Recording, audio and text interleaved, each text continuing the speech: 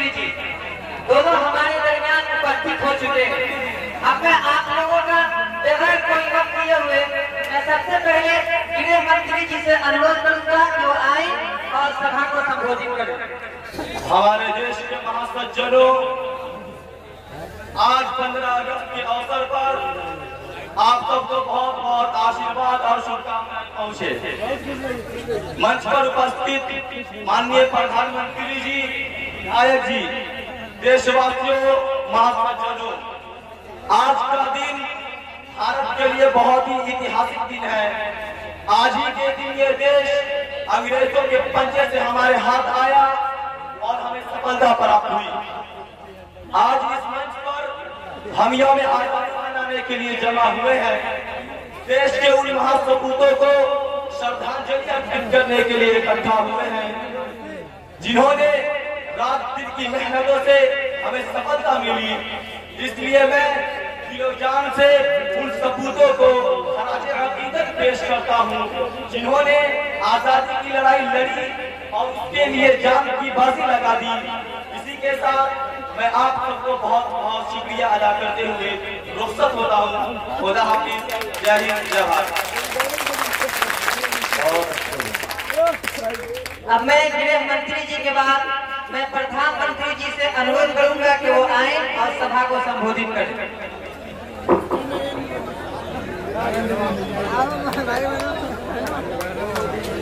सबसे पहले मैं अपने सभी देशवासियों को दिल की गहराइयों से 15 अगस्त के इस शुभ अवसर पर शुभकामनाएं पेश करता हूं। मित्रों, आपके आशीर्वाद हमारे संग रहे कि आप लोगों ने हमें इतने ऊंचे पद से सम्मानित किया है। आज भारत के इस ऐतिहासिक दिन में हम अपनी कथा सुनाने के लिए यहाँ उत्तरित नहीं हुए, परंतु हमारे उत्तरित होने का उद्देश्य भारत के उन सपूतों को श्रद्धांजलि अर्पित करना है जिन्होंने इस देश की खातिर कठिनाई झेली और जिनकी अंतर कोशिशों से भारत देश हमारे अधिकार में आ गया।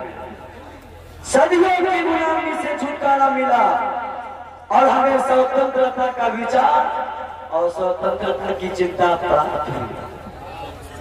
हमें अपने धर्म को मानने, उसके रस्मों रिवाज को पूरा करने का अवसर मिला। मित्रों, ये धरती सिर्फ हिंदुओं की नहीं है, बल्कि भारत देश के उन सभी देशवासी की है जो भारत में रहते हैं, यहाँ के नागरिक हैं और जिन्होंने इस भारत की धरती पर जन्म लिया है। भारत उन सब का है, युद्ध भी हिंदू हो या मुस्लिम, सिख हो या ईसाई, पारसी हो या जैन, किसी भी धर्म के अनुपात हो, उन सबको एक साथ मिलकर स्वतंत्रता का दिवस मनाना चाहिए। राष्ट्रपिता महात्मा गांधी जी, राजा महेंद्र प्रताप और जवाहरलाल नेहरू जैसे मनीषों का स्मरण करना चाहिए। मित्रों, आज भारत के इस ऐतिहासिक दिन में मैं आप सबको ये भी बताता चलूं कि जब से भारत देश हमारे अधिकार में आया, हमने गरीबों, दलितों, कृषकों के लिए अधिक से अधिक सुविधाएं पैदा करने का प्रयास किया। लोगों का मन की सुविधाएं पैदा की ताकि हमारे भारत देश समृद्ध हो, यहाँ के मजदूर, किसान, देशवासी समृद्ध हो। और इन सब के अतिरिक्त मैंने अपना द्वार कभी बंद नहीं किया। रात दिन के जिस हिस्से में किसी ने फोन किया, फिक्स किया और शिकायत की, तुरंत उस पर कार्रवाई की। और आज भी आप लोगों से यह कहता हूं कि जब तक आप लोगों के आशीर्वाद हमारे संग रहेंगे और आप लोग हमें इतने ऊंचे पद से सम्मानित रखेंगे, मैं देश की खातिर कुर्बानी देता रहूंगा। इसी के साथ मैं विदा होता हूँ और फिर से आप लोग को एक बार हार्दिक शुभकामनाएं पेश करता हूँ। खुदा हाफिज, जय हिंद, जय भारत।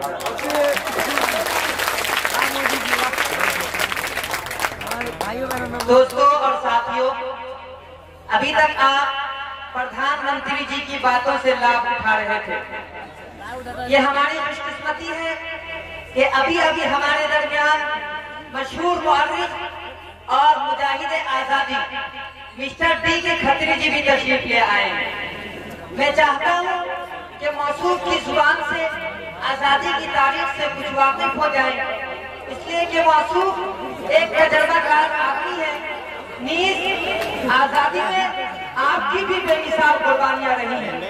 मैं बड़े ही अदब के साथ मैं मौसूफ से गुजारिश करूंगा कि कुछ इजहार ख्याल फरमाएं।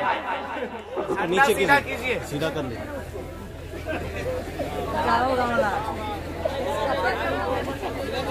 ग्रीन को नीचे, इसको सीधा कीजिए।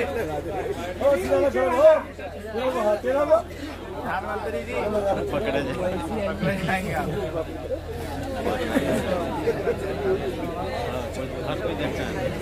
दोस्तों और बुजुर्गों, मैं तो अब बूढ़ा हो चुका हूँ। डॉक्टर ने भी ज्यादा काम वाला करने से रोक दिया है। सीने में भी बराबर तकलीफ रहती है और ज्यादा बोलने से ये तकलीफ बढ़ती ही जाती है।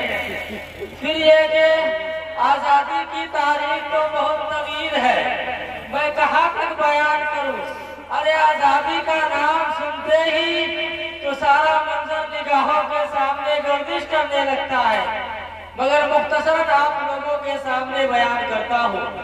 बुजुर्गों और दोस्तों, 19वीं सदी में आजादी का सिर्फ एक ही रास्ता समझा जा रहा था, वो था ताकत और तशद्दुद का इस्तेमाल, खलबशार और बदअमनी पैदा करना, बगावत के जज्बात को हवा देना। उस पूरे दौर में गांधी जी, जवाहरलाल नेहरू, राजा महेंद्र प्रताप वगैरह हम सभी लोग बरतानवी हुकूमत से नबर्द आजमा रहे, उनसे लड़ते रहे और उनके हर इक़दाम की मुखालफत को अपना शिआर बना लिया। उनकी वहशाना इंतकामी कार्रवाइयों के बावजूद हमने बगावत और इनकलाब का झंडा बुलंद रखा। उनके मज़ालिम की कभी भी परवाह नहीं की और इंतहाई इस्तिक़लाल और साबित कदमी से मुकाबला करते रहे। हमारे पाए इस्तिक़ामत में कभी जुम्बिश नहीं आई। गांधी जी मुजाहिदीन आजादी की क़यादत करते रहे और इनकलाब की रहनुमाई के फराइज़ अंजाम देते रहे। बिलाखिर अंग्रेज को पसपा होना पड़ा और बड़ी मेहनत और कोशिश के बाद हम अपने मकसद में कामयाब हो गए और ये देश हमारे कब्जे में आ गया। खत्री जी, आपने आजादी हिंद की तारीफ नहीं बयान की। लगता है कि आपने तासुब की चादर ओढ़ रखी है जो आपको एक तरफा दायरे से नहीं निकलने दे रही है। हालांकि तारीखी हक़ाइक़ बयान करने में अमानत और दयानत से काम लेना चाहिए और उन सबका तज़किरा करना चाहिए जिन्होंने जंग आजादी में हिस्सा लिया है। और ये बदयानती सिर्फ आप ही नहीं बल्कि वजीर आजम और वजीर दाखिला ने भी की है, मगर उनके आला मर्तबे की वजह से मैं कुछ न कह सका, जबकि मैं शुरू से यहाँ खड़ा सबकी बातें बगौर सुन रहा था। अच्छा, हम लोग आपकी नजर में तारीखी हक़ाइक़ के वजाहत में बददियानत है? क्या प्रधानमंत्री जी को बुलाया जाए और आप उनके सामने हम सबकी बददियानती जाहिर करेंगे? हाँ, क्यों नहीं। अगर इजाजत हो तो जरूर जाहिर करूंगा। नेताजी जरा पूछ करें, देखिए प्रधानमंत्री जी आ सकते हैं? हेलो, अच्छा अच्छा जी, ठीक। हाँ दोस्तों, प्रधानमंत्री जी अभी कुछ ही देर पहले कलकत्ता के एक हॉस्पिटल का उद्घाटन करके आए हैं और वो जल्दी हमारे दरमियान उपस्थित हो जाएंगे। आप लोग थोड़ा सा कष्ट करें, वो हमारे दरमियान आ ही रहे हैं। लीजिए दोस्तों, आ गए।